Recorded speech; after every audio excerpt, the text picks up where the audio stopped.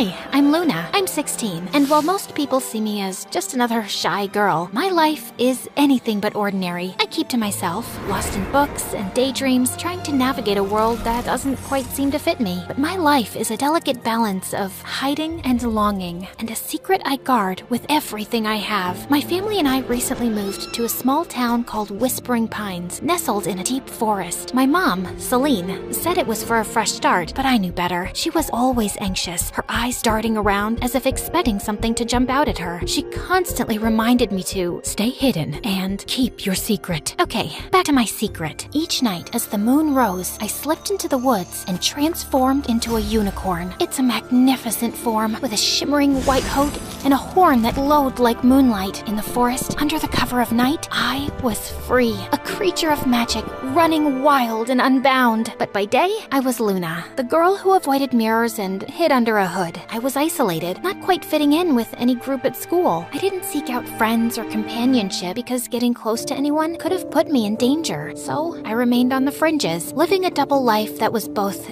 exhilarating and exhausting. Then there was Jasper. He's an artist with a sketchbook perpetually in hand, always drawing and observing. There was something different about him. His eyes seemed to see beyond the surface, and he had been curiously watching me ever since I arrived. His presence was a mix of intrigue and unease for me. One day, after school, he cornered me by my locker. Hey Luna, I've noticed you always wear that hood. Is there a reason? I shrugged, attempting to sound nonchalant. Just like it, keeps me warm. He raised an eyebrow, unconvinced. There's something more, isn't there? You're always hiding. I laughed nervously, trying to deflect. What about you? Always drawing? Jasper flipped open his sketchbook to reveal a detailed drawing of a unicorn. My heart skipped a beat. The other night, while I was walking through the woods, I found these strange tracks in the snow. So I did a little research, and maybe, just maybe, there are unicorns out there. I tried to maintain a casual demeanor, though anxiety bubbled beneath the surface. Unicorns aren't real, Jasper. He looked at me, his eyes sparkled with curiosity. What if they are? What if there's something magical out there that we don't know about? I forced a smile, feeling a sense of dread. Maybe.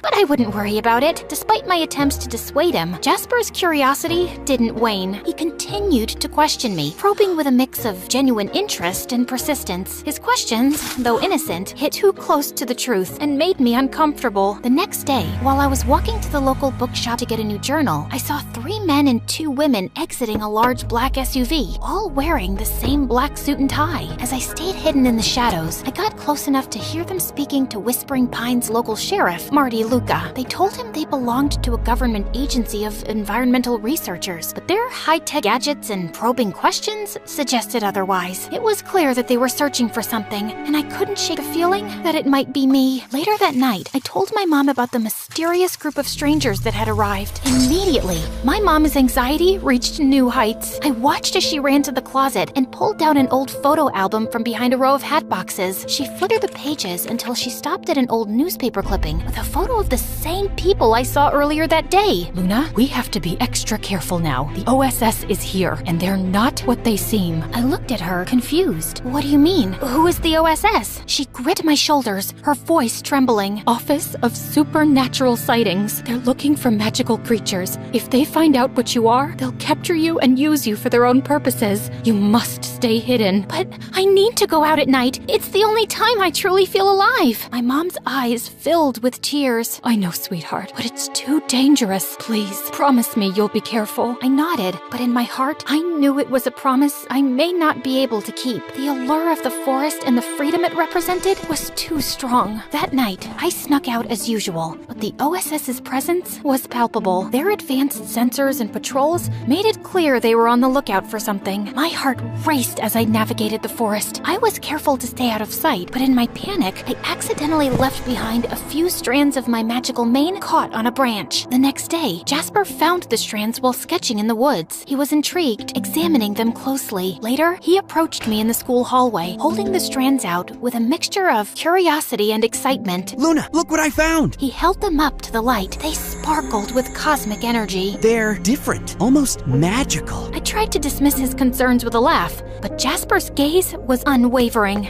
Magic? Are you sure? He nodded, his eyes serious. Then he looked deeply into my eyes, like he could see right through me. There's something about you, Luna, and you've been acting so strange lately. I felt a rush of anxiety. I don't know what you're talking about. Jasper's frustration was evident. Come on, Luna, I'm not trying to pry. I just want to understand. Is there something you're hiding? I hesitated, torn between fear and the desire to confide in someone who seemed to care. But the moment was interrupted as my mom approached and pulled me away from Jasper. What's wrong? The OSS is intensifying their search. They set up traps in the forest. They're using tracking technology, and they're questioning the townspeople. My mom's fear became even more apparent, urging us to leave town immediately. Luna, it's getting too dangerous. We need to leave before it's too late. I crossed my arms in defiance. I'm not leaving. I've been running all my life. I want to stay. Mom looked over my shoulder at Jasper. You can't risk everything over a boy. You don't understand how serious this is, Luna. I do understand. And Jasper is my friend. I trust him. My mom scoffed and walked away, clearly frustrated. I approached Jasper and took a deep breath, my heart pounding in my chest as I looked into his eyes. Jasper, there's something I've been hiding from you. Something I thought you could never understand. My hands twisted nervously. I took Jasper into an empty classroom so we could talk in private. I'm not like everyone else. I'm a unicorn. As the words left my lips, a soft, ethereal glow surrounded me, and a single shimmering horn slowly appeared on my forehead, illuminating the night with a radiant, magical light. I watched his face, waiting for his reaction, fearing he would turn away, but hoping beyond hope that he would stay. Jasper's face softened, and a smile slowly spread across his lips. He reached out and gently touched the glowing horn, his fingers trembling with awe. I always knew there was something magical about you. Thank you for trusting me enough to share this. He let out a soft laugh, his eyes bright. You're beautiful, Luna, all of you. In the following days, Jasper and I spent countless hours together, working on a plan to outsmart the OSS. His artistic talents became crucial. We created detailed maps and tracks to mislead them, and in the hours we spent together, the bond between us grew stronger. Jasper's presence was a source of comfort. For the first time, I felt that I wasn't alone, that there was someone who truly understood and cared for me. One afternoon, Jasper voiced a troubling thought. What if they catch you, despite our efforts? What if they find out everything? I took a deep breath, trying to stay calm. They want to control me, to use me for their own gain. But having you help me is everything. I've never had someone stand by me like this before. Jasper reached out and gently touched my arm. I won't let them catch you. I'll do everything I can to keep you safe. His words brought me a sense of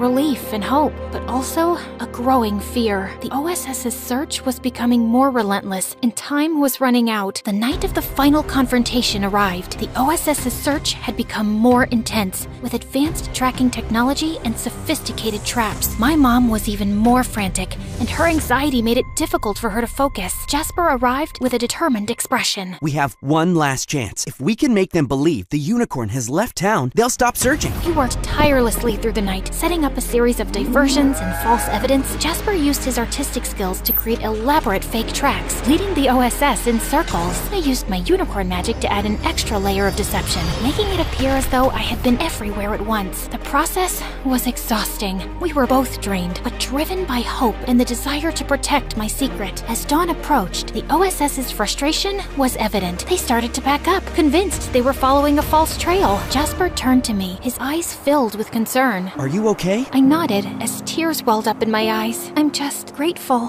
Thank you, Jasper, for everything. He smiled, though there was a hint of sadness in his eyes. I'd do it again, in a heartbeat. You deserve to be free. As the OSS retreated, I felt a sense of peace I hadn't known in a long time. The weight of my secret was lighter, and I was comforted by the knowledge that I wasn't alone. Jasper had been a beacon of hope in my darkest moments. With the OSS gone, my mom's fear slowly subsided, though the threat of their return lingered in the air. As the weeks passed, the town returned to a semblance of normalcy. I continued my life as Luna during the day, but the nights were still mine. Jasper and I maintained our secret meetings, and our friendship grew deeper with each passing day. He became a confidant, someone who understood both my human and unicorn sides. Then, one evening, as we walked walked through the forest together, Jasper turned to me. Luna, what do you want for the future? I thought for a moment, the weight of my dual existence heavy on my shoulders. I want to find a place where I can be both Luna and the unicorn. A place where I don't have to hide. Jasper smiled, his eyes shining with determination. We'll find it together. We continued our walk in companionable silence as the moon cast a gentle glow on the path ahead. There was still uncertainty, but there was also hope. Jasper's presence was a reminder that I wasn't alone, that there was someone who cared about me and believed in my future. In the days that followed, Jasper and I continued to navigate the challenges of keeping my secret while building a life in a small town. We shared our dreams,